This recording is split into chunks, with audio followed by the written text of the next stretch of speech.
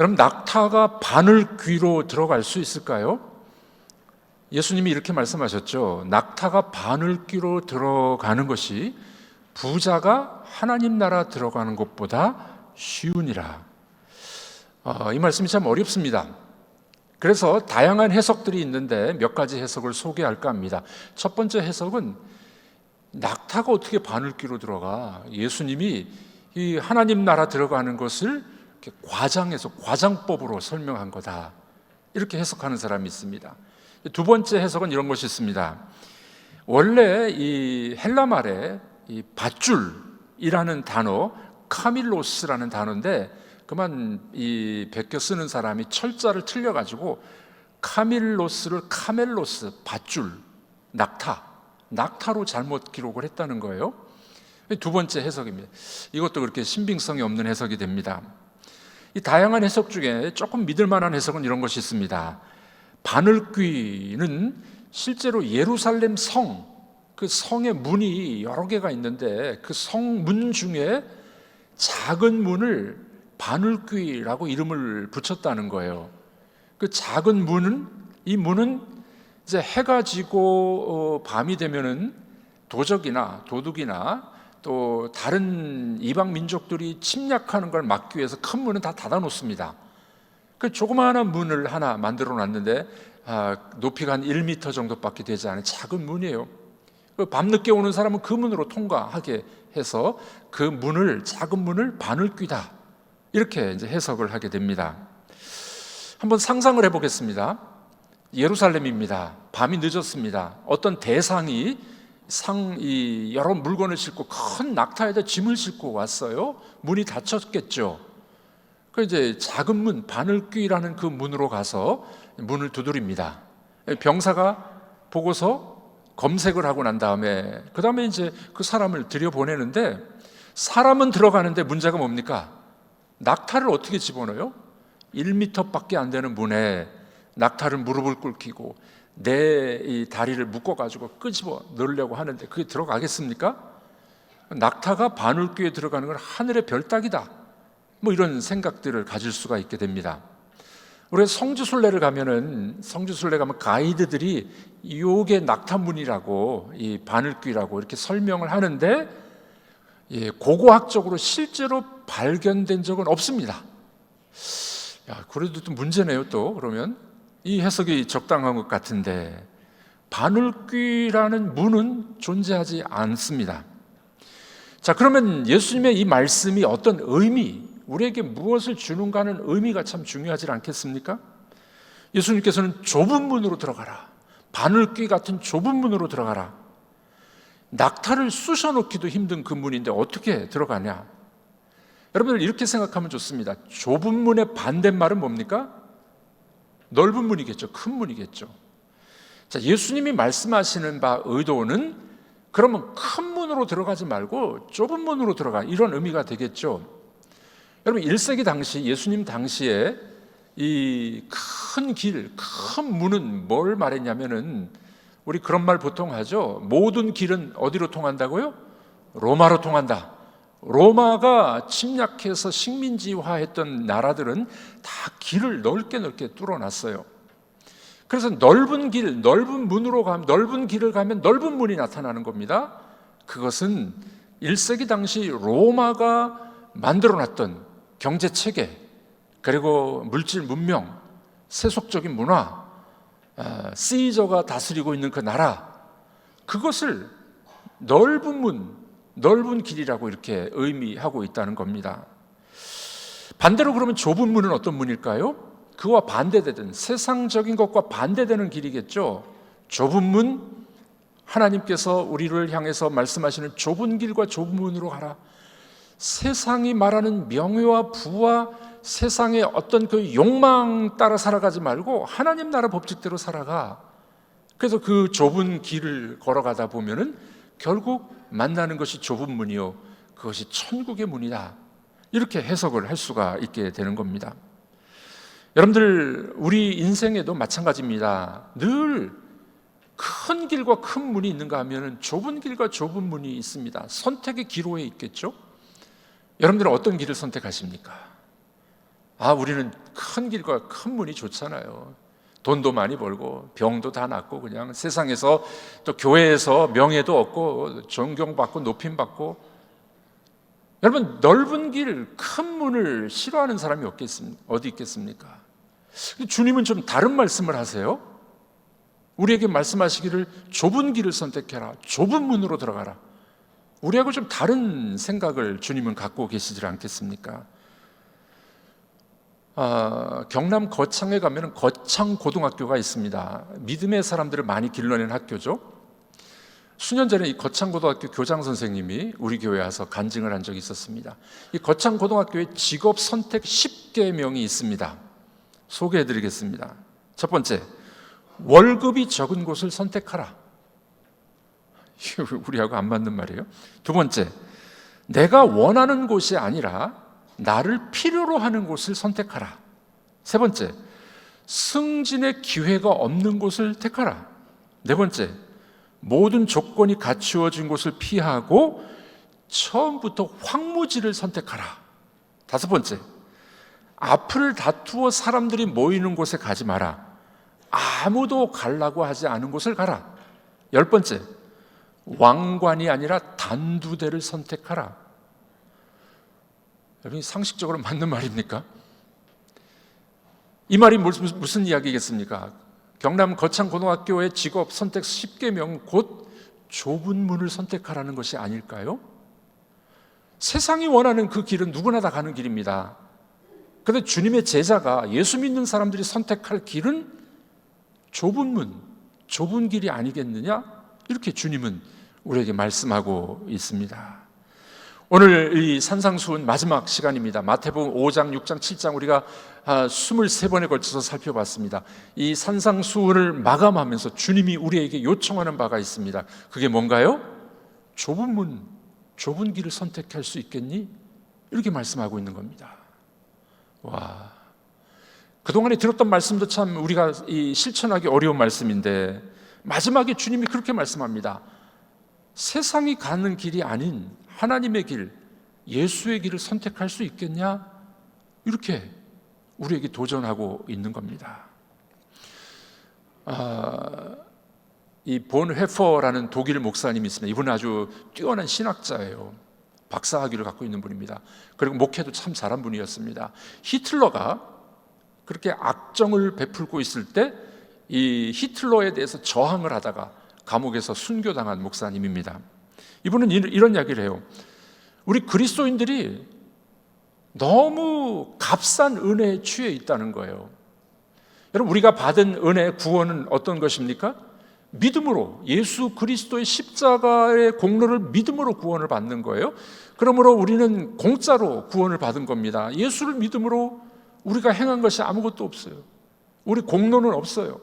우리 공로 때문에 내가 잘했기 때문에 구원받은 거 아닙니다. 주님의 은혜로 구원받은 것인 줄로 믿습니다. 그 주님의 은혜는 공짜예요. 공짜. 믿음으로 받는 하나님의 은혜는 공짜입니다. 그런데 그러다 보니까 우리 그리스도인들이 그 은혜를 너무 값싼 은혜로 전락시켰다는 거예요. 예. 여러분들, 우리가 받은 은혜는 정말 은혜이고 공짜이지 않습니까? 그러나 은혜를 베푸신 예수 그리스도는 십자가에 죽으셨어요. 하나님은 대가를 지불하셨어요. 값비싼 은혜라는 겁니다.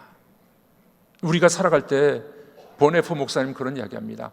은혜를 너무 싸구려로 만들어 버려가지고 내 예수 믿고 구원받았으니까 엉터리로 살아간다는 거예요. 우리 삶이 그냥 엉망이라는 거예요.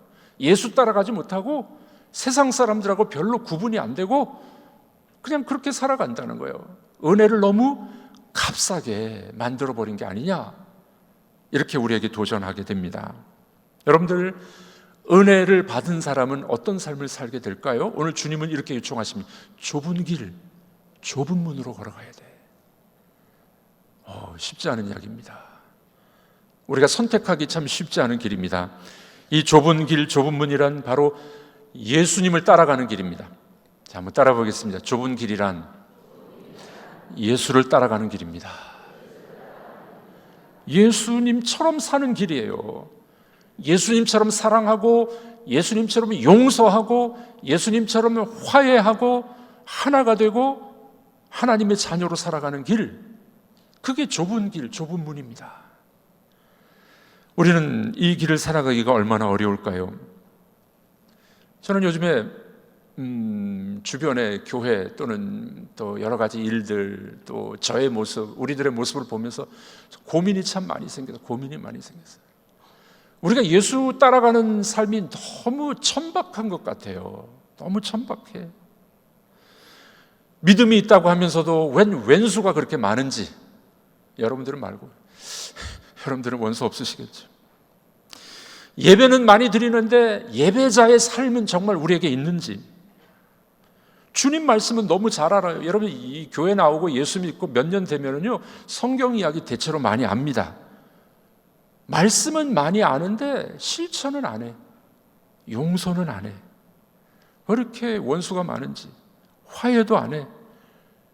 막 수근수근거리고 당을 지어가지고 네 편 내 편 갈라치기 하고, 말씀과 삶이 너무 동떨어진 우리의 삶은 혹시 아닙니까? 저도 그렇고요. 우리 주변을 살펴보면 그런 일들이 너무나도 많이 있습니다. 예수님이 보셨을 때 참 이상하다. 좁은 문으로 가라 그랬는데 니들은 넓은 길로 가고 있구나. 마치 종교 지도자들과 같았습니다. 예수님 당시 종교 지도자들, 그들이 말씀은 너무 많이 알았는데 실천이 없는 사람들, 예수님이 그들을 책망하지 않았습니까? 참 이상한 일이 있는데요, 세상 사람들은 싸우고 어려운 일이 있잖아요. 우리 보통 그런 말 하잖아요. 술 한 번 먹고 그냥 다 회포를 풀어버려. 그럼 끝난대요. 끝나는지 안 끝나는지 모르겠어요. 근데 우리 예수 믿는 사람들 또 교회에서 문제가 생기면요 끝까지 가. 화해가 안 돼. 이게 뭔 일입니까? 도대체 예수를 믿는 건지. 교회에서 분쟁이 일어나잖아요. 끝까지 가요. 교회가 갈라져요. 깨지고, 젊은이들은 다 떠나버리고, 믿음 없는 남자들은 아주 신앙을 버려버려요. 이게 무슨 일인가요? 우리가 좁은 문, 좁은 길을 선택하지 않고 늘 큰 것만 바라보니 그런 문제가 일어나지 않겠습니까? 우리 교육자들도 그런 일들이 있습니다. 저도 부목사 때 그런 실수를 범한 적이 있습니다. 제가 맡았던 교구는 해운대구, 그 교회가 새 예배당 짓고 막 부흥하는 곳이었어요. 제가 맡은 교구가 제가 한 400세대를 맡았는데 한 2년 만에 한 900세대가 됐어요. 막 부흥이 되고 뭐 성도들이 많이 몰려오니까, 그리고 또 이제 이사를 오면은 다른 교구에서 이제 우리 교구를 이렇게 교조 카드를 넘겨줘야 되거든요. 근데 이제 옆에 있던 목사님이 이 이사 오신 권사님이 있는데 교조 카드를 안 넘겨주는 거예요, 저한테. 그럼 왜 안 넘겨주냐고 물어봤더니, 아이 목사님 교구는 크고 우리 교구는 조그만하니까 좀 봐달라고. 제가 안 된다고, 빨리 달라고. 그 목사님하고 좀 관계가 어색해진 적이 있었습니다. 지금 돌이켜보니까 제가 얼마나 속이 옹졸했던지. 그런 말 있지 않습니까? 가진 자가 더해. 가진 자가 더해. 교육자들 간에도 일하다 보면 그런 다툼이나 불화가 있을 수도 있었어요. 참 부끄러운 일 아니겠습니까? 예수 믿는 사람과 믿지 않는 사람의 차이가 뭘까요? 주의 일을 하다가도 싸우고 미워하고 토라지니 이게 도대체 우리는 어찌 된 일입니까? 자, 왜 이런 일이 벌어질까요? 왜 이런 일이 벌어질까요? 오늘 말씀처럼 좁은 길, 좁은 문을 선택하는 것이 아니라 우리가 편한 길, 내가 좋은 것만 선택하다 보니 교회 안에 이런 일이 일어나는 것 아니겠습니까? 우리 예수님은 오늘 산상수훈의 말씀을 마무리하면서 아주 중요한 말씀을 결론 짓고 있습니다. 그것이 뭐라고요? 좁은 문으로 들어가라. 자, 한번 따라해 보겠습니다. 예수님 따라서 좁은 문으로 들어가겠습니다. 정말이십니까? 우리가 그동안에 23번이나 이 예수님의 귀한 산상수훈의 말씀을 들었어요. 결론이 뭡니까? 좁은 문으로 들어가. 그것은 그동안에 예수님이 가르쳤던 말씀대로 살아가라는 거예요. 실천하라는 거예요. 그렇게 행동하라는 겁니다. 그것이 곧 좁은 문으로 들어가는 삶이 아니겠습니까? 자, 그러면 좁은 문으로 들어가는 사람의 특징을 한번 살펴보겠습니다. 첫 번째로 그 특징은 뭘까요? 하나님의 뜻을 실천하는 사람입니다. 실천하는 사람이에요. 그동안 우리가 말씀드렸지 않았습니까? 심령이 가난한 자는 복이 있나니, 애통하는 자는 복이 있나니, 의에 줄이고 목마른 자, 긍휼히 여기는 사람, 마음이 청결한 사람, 화평케 하는 사람, 의를 위하여 박해를 받는 사람은 하나님의 자녀다 하는 말씀을 들었습니다. 주님이 가르쳐 주신 이 팔복의 말씀, 또 산상수훈의 말씀 우리가 실천할 수 있겠습니까? 정말 겸손하고 불쌍히 여겨주고 서로를 사랑하고 용서해주고 하나님을 사랑하고 이웃을 사랑하고 이 말씀을 실천할 수 있겠니? 그게 좁은 문이야. 이렇게 주님은 말씀하고 있습니다. 저는 이 말씀 준비하면서 참 어렵다 하는 생각이 들었습니다. 그래서 우리에게 뭐가 필요합니까? 성령의 도우심이 필요해요. 성령님 도와주셔서 제가 이런 삶을 살아가도록 도와주시옵소서. 팔복의 말씀과 사랑의 이중계명을 실천하는 사람 되게 하여 주시옵소서. 그렇게 기도해야 됩니다. 이 좁은 문은 정말 어려운 길입니다. 그래서 우리는 절망적이지만 소망이 있습니다. 소망이 있어. 그게 뭘까요? 우리의 소망 대신 예수를 바라보면 돼요. 예수님이 그렇게 사셨기 때문에 예수의 길을 따라가면 됩니다. 오늘 본문 13절 14절 읽어보도록 하겠습니다. 좁은 문으로 들어가라. 멸망으로 인도하는 문은 크고 그 길이 넓어 그리로 들어가는 자가 많고, 생명으로 인도하는 문은 좁고 길이 협착하여 찾는 자가 적음이라. 네, 좁은 문으로 들어가라. 멸망으로 인도하는 문은 크다. 좁은 문, 그 길은 협착하고 찾는 자가 적다. 이렇게 말씀하고 계십니다. 예전에 우리에게 잘 알려진 소설이 있죠. 예수라면 어떻게 하실까? In His Steps라는 미국 소설인데 이제 번역이 돼서 많이 우리나라도 읽어봤죠. 내용이 이런 겁니다. 어느 날 목사님이 토요일 날 설교 준비를 하고 있었는데 행색이 초라한 어떤 젊은이가 문을 두드리게 됩니다. 열어보니까 거지 같은 사람이었었어요. 목사님이 설교 준비하고 있으니까 바쁘잖아요. 대충대충 해가지고 보냅니다. 젊은이를 내보냈어요. 다음날 이제 설교를 합니다. 아주 멋진 교회에서 멋지게 옷을 입고 목사님이 이제 화려하게 설교를 잘 마쳤습니다. 설교가 끝난 다음에 뒤에서 어떤 젊은이가 일어나더니만 할 말이 있다는 거예요. 그러니까 가만히 보니까 어제 왔던 그 거지 같은 그 청년이었었습니다.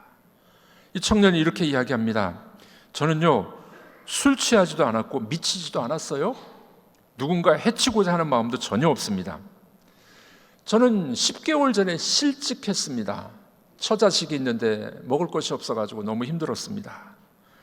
이 도시 저 도시를 돌아다니면서 이 도시에 와서 사흘 동안 일자리를 찾았는데 찾지 못했습니다. 실직 이후에 생계를 꾸리지 못하다 보니 제 아내는 4개월 전에 죽었습니다. 병을 앓다가 죽은 거예요. 딸 하나가 있었는데 데리고 올 수 없어서 친구에게 맡겨놓고 지금 일자리를 찾으러 돌아다닌다는 겁니다.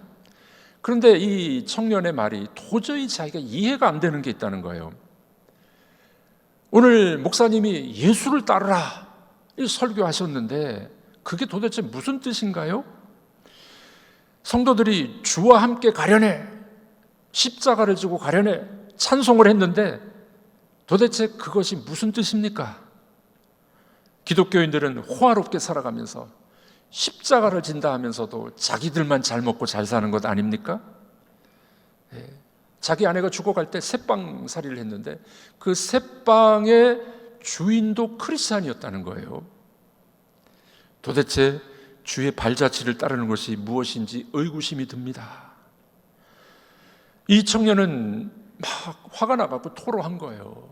도대체 이 그리스도인들이, 교회는 많은데 수백만 명의 이 가난한 사람들 왜 돌봐주지 않습니까? 이야기하다 그만 그 자리에서 쓰러집니다. 사흘 후에 그 청년이 죽어요. 목사님이 큰 충격을 받습니다. 우리가 너무 화려하게 너무 잘 산 거 아니냐.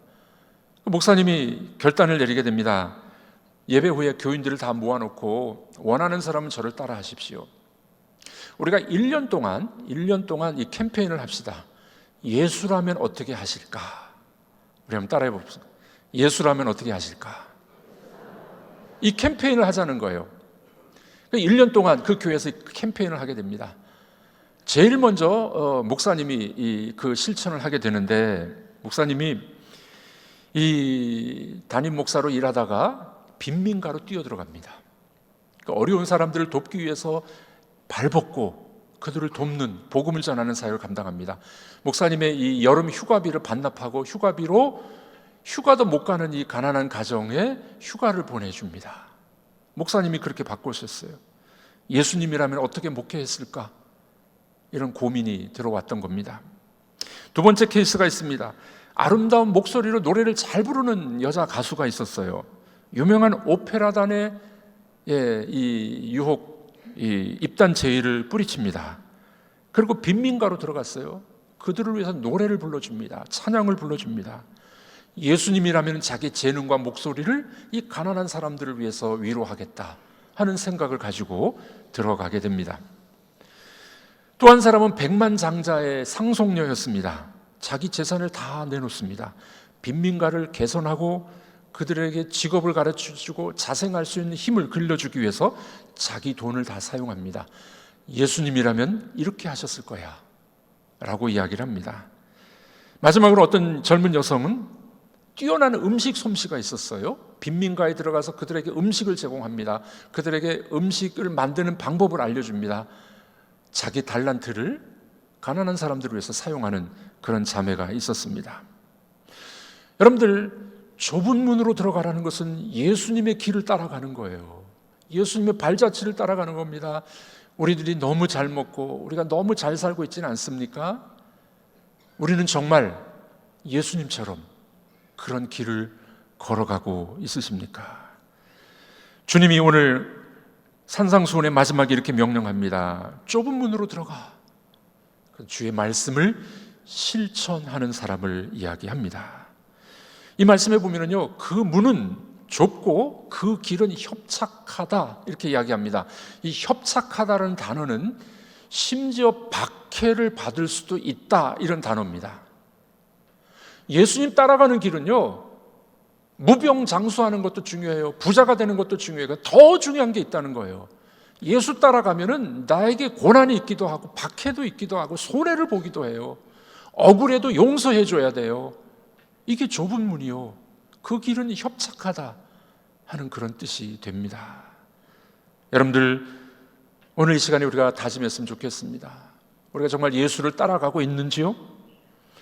예수라면 어떻게 하실까 고민이 있으십니까? 팔복의 말씀처럼 사십니까? 서로를 긍휼히 여겨주십니까? 용서를 하고 계신가요?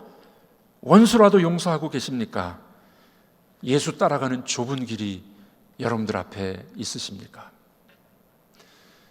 자, 오늘 주님은 이렇게 좁은 문으로 들어간 사람의 어떤 결과가 있는지를 알려줍니다. 두 번째로, 좁은 문으로 들어간 사람은 그 열매로 말을 합니다.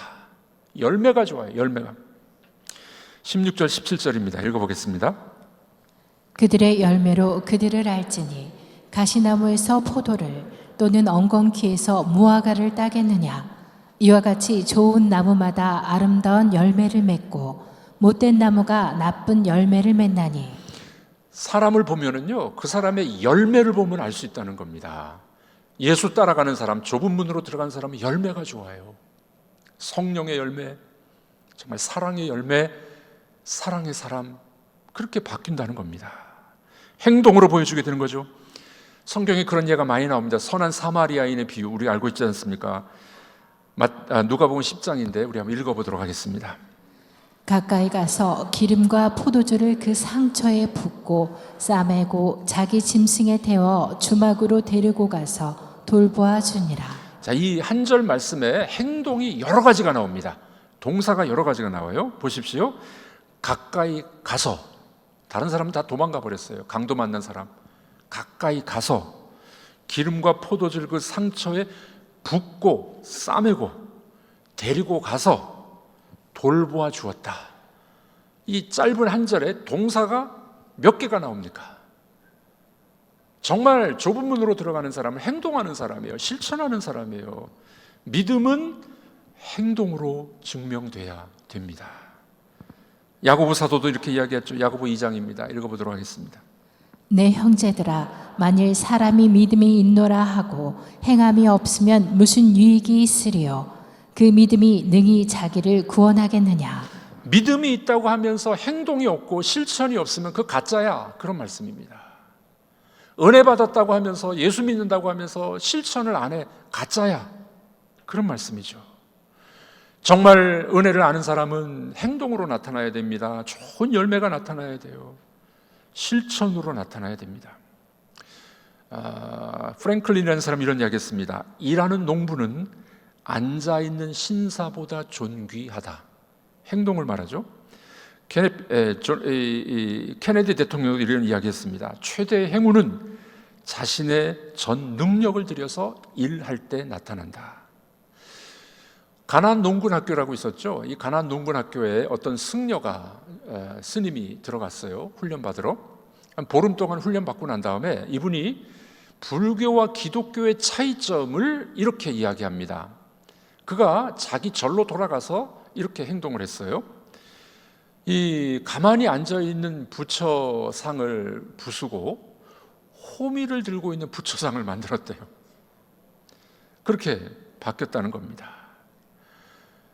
한국 전쟁이 끝나갈 때 이런 일화가 있습니다. 미국 어느 마을에서 종교 영화를 상영한다는 광고가 있었습니다. 많은 사람들이 이제 저녁에 영화를 보러 갔어요. 종교 영화가 아니라 한국 동란 전쟁 이후에 그 폐허와 전쟁 고아들에 대한 영화였었습니다. 참 충격적인 것이었습니다. 요즘에 우크라이나 전쟁 또 팔레스타인 전쟁 보면은 그 전쟁 고아들 얼마나 많이 불쌍합니까? 한국 전쟁은 더 힘들었었습니다. 돌아오면서 이 노 부부가 이런 이야기를 해요. 여보, 우리 저 한국의 그 전쟁 고아들 우리가 좀 도와줘야 되겠는데 돈이 없네. 어떻게 하지? 마음속에 그게 떠나질 않았어요. 드디어 이 노 부부는 생명과도 같았던 자기의 농토를 밭을 팝니다. 그리고 한국으로 옵니다. 비행기 타고 와요. 와보니까 진짜 이 영화보다 더 심각했습니다. 그들이 돌아가면서 전쟁 고아 8명을 입양해가지고 미국으로 돌아갑니다. 이 소문이 퍼지자 각 기관에서 이 기금을 출연해주게 됩니다. 그래서 그들이 만든 기관이 바로 홀트 아동복지재단입니다. 놀라운 일이 벌어졌죠. 이들이 좁은 길을 선택했을 때 좋은 씨앗, 선한 열매, 좋은 열매가 맺히게 된 것 아니겠습니까? 여러분들, 예수님 따라간다는 거는요, 제자가 된다는 것은 좁은 길을 가는 거예요. 교회 와서 불만이 많고 왜 나를 이렇게 대접을 안 하느냐? 우리는 왜 그러느냐? 그게 아니라 예수님처럼 묵묵히 그 길을 걸어가는 겁니다. 내가 섬기고 내가 베풀어주고 용서해주고 원수 같은 사람도 화해를 하고 그 길이 바로 좁은 길입니다. 이 길은 많은 사람들이 가지 않는다고 주님이 말씀하고 있습니다. 여러분들은 어떤 길을 선택하겠습니까?